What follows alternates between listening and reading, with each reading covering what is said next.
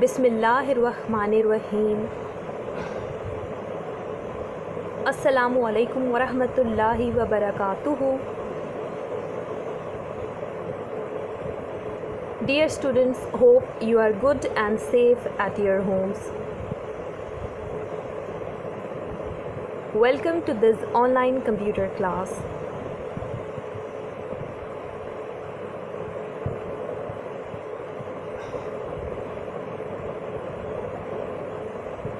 Our today's topic is question answers from page number 24 to 39 of book. In our today's lesson, we will discuss some important question answers of unit number 3 and 4 for midterm assessment. So let's start our today's lesson. First of all, we will discuss question answers of unit number 3, which is Introduction to MS Windows 7. Answer the following questions, and question number 1 is Define operating system. Question number 1 में आपने operating system को define करना है,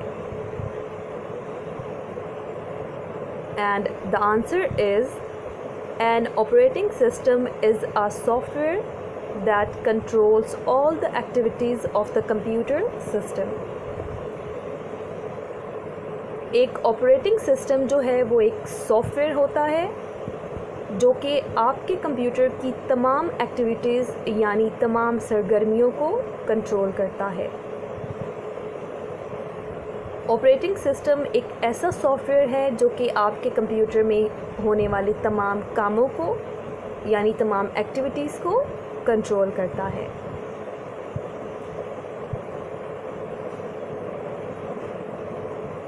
question number 2 is What do you mean by shut down? Question number 2 में पूछा गया है कि शट डाउन का क्या मतलब है, और यहाँ इसका आंसर भी दिया गया है। Shut down means to close all the programs on the computer. Shut down का मतलब है कंप्यूटर पर तमाम प्रोग्राम्स को बंद कर देना, यानी जब आप अपने कंप्यूटर को कम्प्लीटली मुकम्मल तौर पर बंद कर देते हैं तो इसका मतलब होता है शट डाउन, यानी आपने अपने कंप्यूटर को shut. Dear students, unit number 3 जो कि आपकी मिड टर्म असेसमेंट में शामिल है, ये उसके कुछ इम्पॉर्टेंट क्वेश्चंस थे जो कि आपने अपनी मिड टर्म असेसमेंट के लिए अच्छी तरह से याद करने हैं।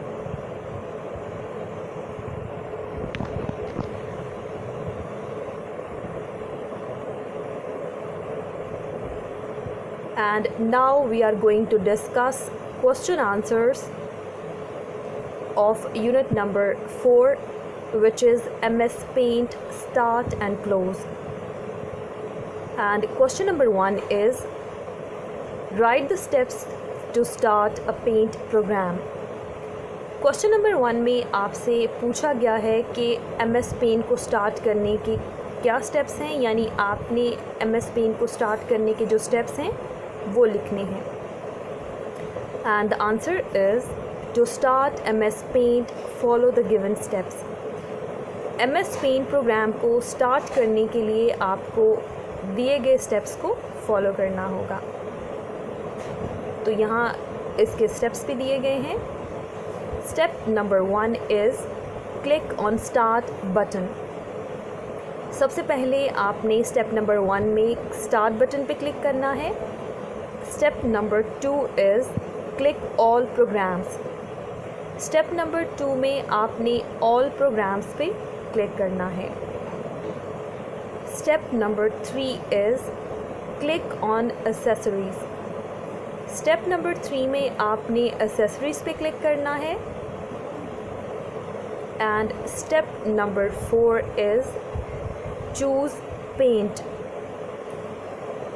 फ्रॉम द लिस्ट, यानी स्टेप नंबर 4 में आपने एट द एंड जो है वो आपके पास पेंट का ऑप्शन आ जाएगा आपने उसको सेलेक्ट करना है। इसका मतलब ये है कि आपने MS पेंट को सेलेक्ट कर लिया है और उसको सेलेक्ट करते ही आपके सामने जो है वो MS पेंट विंडो जो है वो ओपन हो जाएगी।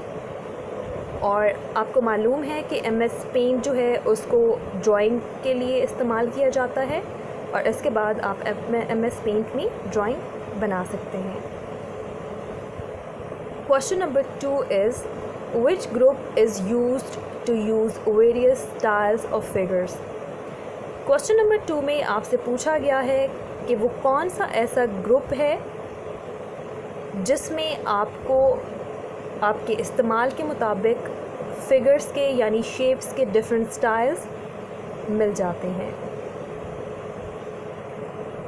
And the answer is shapes group. यानी शेप्स ग्रुप वो ग्रुप है जिसमें आपको फिगर्स यानी शेप्स के डिफरेंट स्टाइल्स यूज़ करने के लिए मिल जाते हैं।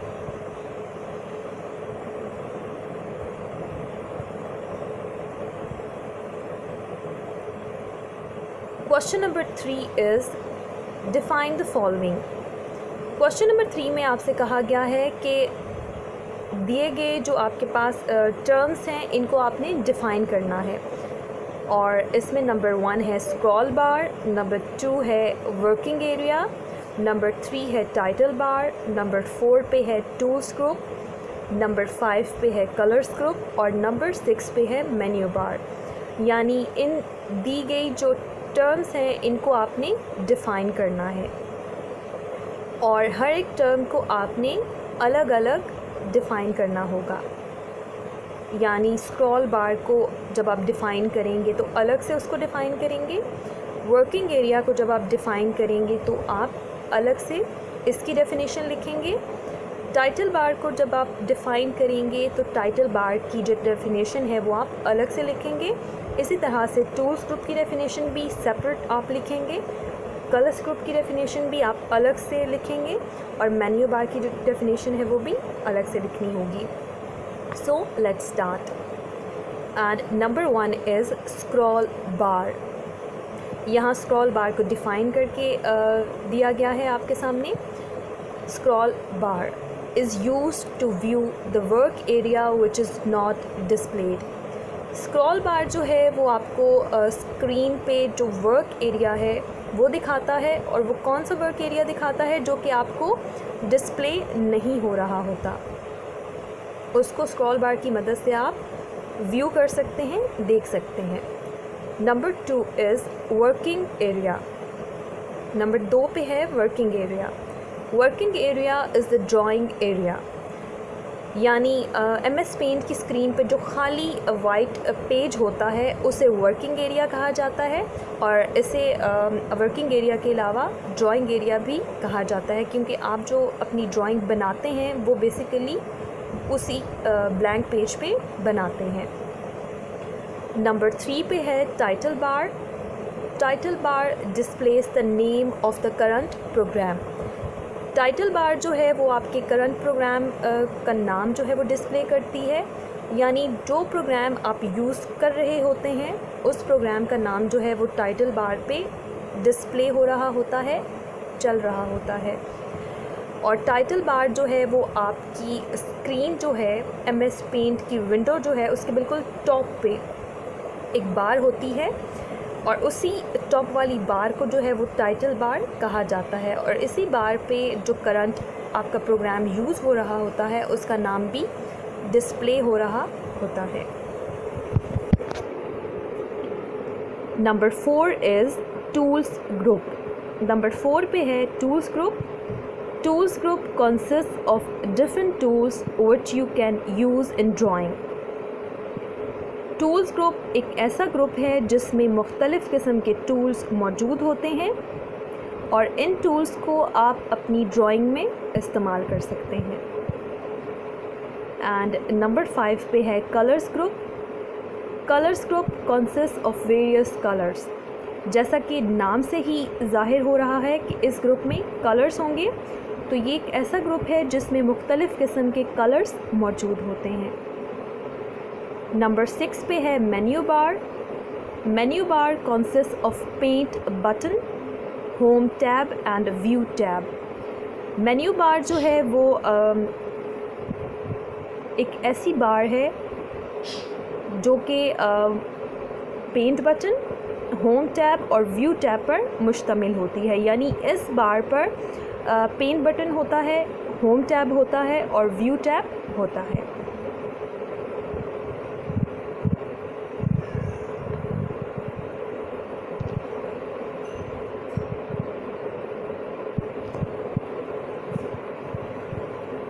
और MS पेंट की जो विंडो है उस पर आपको होम टैब और व्यू टैब ही मिलते हैं।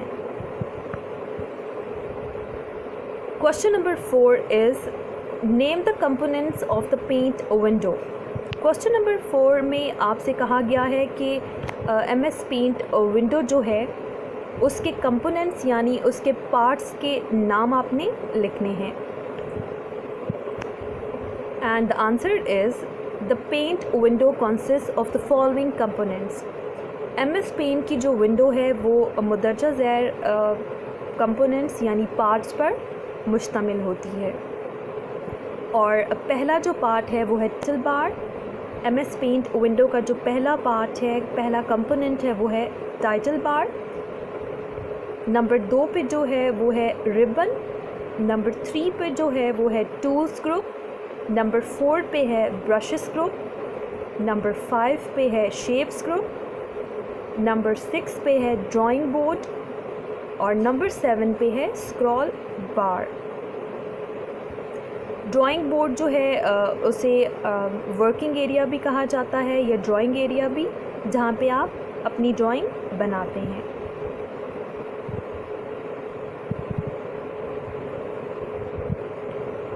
Question number 5 is differentiate between tools group and shapes group. Question number 5 में आपसे कहा गया है कि आपने फ़र्क बताना है tools group और shapes group में, और यहाँ इसका आंसर भी दिया गया है। तो सबसे पहले हम tools group को डिफ़ाइन करेंगे और फिर shapes group को। तो सबसे पहले tools group की डेफिनेशन देखते हैं। Tools group consists of different tools which you can use in drawing. Tools group एक ऐसा ग्रुप है जो कि मुख्तलिफ़ किस्म के टूल्स पर मुश्तमिल होता है और इन टूल्स को आप अपनी ड्राइंग में भी इस्तेमाल कर सकते हैं। और दूसरा जो ग्रुप हमें दिया गया था वो है shapes group. Shapes group consist of different shape styles. नाम से ही वाज़ेह है कि इस ग्रुप में मुख्तलिफ़ किस्म की शेप्स जो हैं, डिफरेंट स्टाइल्स की जो शेप्स हैं वो मौजूद होती हैं। तो इस तरह से आपने इसको डिफ्रेंशिएट करना है। Question number 6 is write the shortcut command to close the paint program. Question number 6 में आपसे कहा गया है कि आपने शॉर्टकट कमांड लिखनी है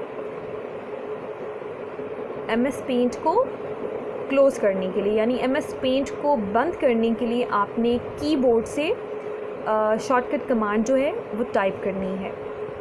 और यहाँ इसका आंसर भी दिया गया है। To close paint you can press, यानी MS पेंट को अगर आप कीबोर्ड के ज़रिए बंद करना चाहते हैं, क्लोज़ करना चाहते हैं, तो आपको क्या प्रेस करना होगा, कौन सी कीज़ जो हैं वो प्रेस करनी होंगी। तो पहली जो कीज़ हैं वो आपको प्रेस करनी होंगी वो हैं Alt+F, यानी Alt की के साथ F की और उसके साथ आपको जो X की है वो प्रेस करनी होगी। तो आपका जो पेंट प्रोग्राम है वो क्लोज़ हो जाएगा।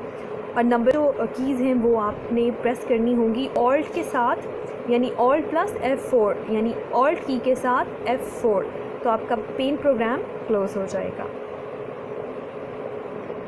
Question number 7 is identify the following tools. Question number 7 में आपसे कहा गया है कि दिए गए टूल्स को आइडेंटिफाई कीजिए, यानी इन टूल्स की शिनाख्त कीजिए, इन टूल्स को पहचानिए। और इन टूल्स को पहचानने का ये मतलब है कि आपने इन टूल्स को देखना है गौर से, ध्यान से, और इन टूल्स को पहचानना है कि ये टूल्स कौन से हैं, और फिर दी गई ब्लैंक्स के अंदर पिक्चर के मुताबिक इन टूल्स के नाम लिखने हैं आपने। और यहाँ इन टूल्स को जो है वो सॉल्व करके, यानी इन टूल्स के नाम जो हैं वो दिए गए हैं।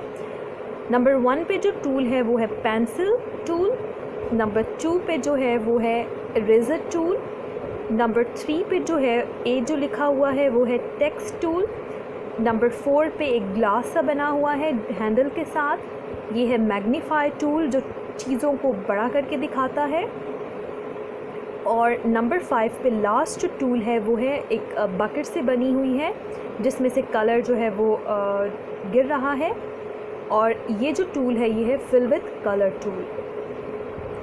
डियर स्टूडेंट्स, उम्मीद करती हूँ कि आपको आज का लेसन समझ में आ गया होगा।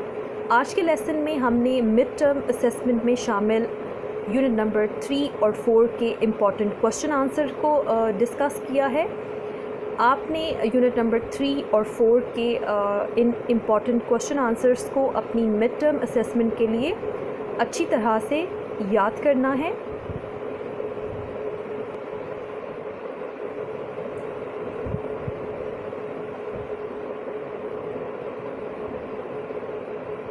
And hope you understood today's lesson. Thank you. Allah Hafiz.